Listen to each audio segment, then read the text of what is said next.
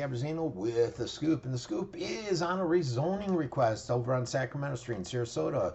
They right now have birds chirping, and fresh air, and it's all gonna change if the rezone takes place. Individuals are fighting it; they're putting up the good fight, like we see on a regular basis. This developer wants to rezone 14 acres off Sacramento and put up 65 homes. Right now, I believe it's zoned for one home per 2 acres, so they were thinking 20, but that's not going to happen.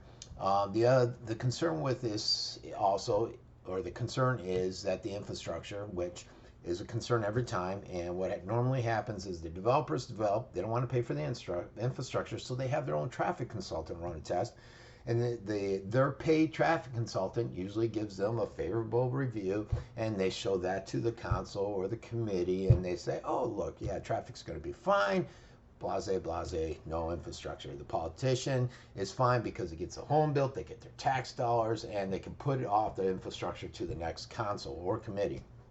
And that's how it is. That's the game. I've been following this for 15 years, closely, as everyone knows.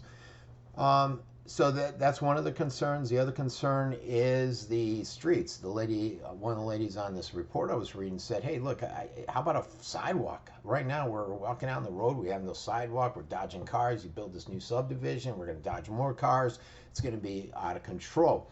Another concern is the rain. This is a flood zone. And wetlands, and that's the other thing. Well, it's wetlands, you can't build here. Well, tell the people over in Venice that where Neil just got a Publix complex approved to build on wetlands that they thought nobody would build on when they bought their home.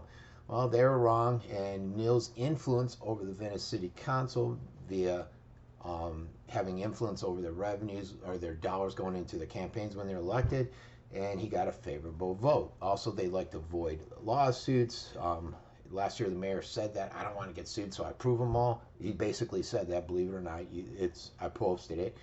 And then the Bert Harris. They always claim, well, Bert Harris Act, we got to do this because Bert Harris Act. You'll hear that constantly, okay? So the other issue, well, like the wetlands, and so they're saying when it rains, usually in summer, you get 5 inches of rain. It causes flooding. With this new development, how will it impact us? How will it impact the flooding?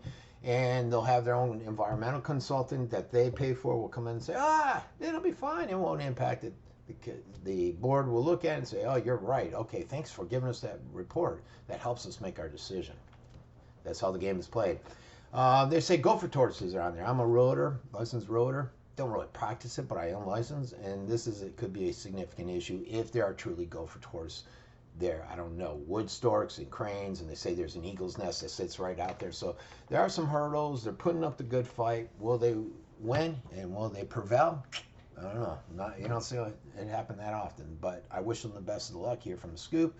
And that's it. So overdevelopment, or the development driving people nuts over on Sacramento. And what is it? One person said, take pause. This is cowboy country. Well, ain't gonna be cowboy country anymore, is it? All right, folks. This has been Frankie with The Scoop.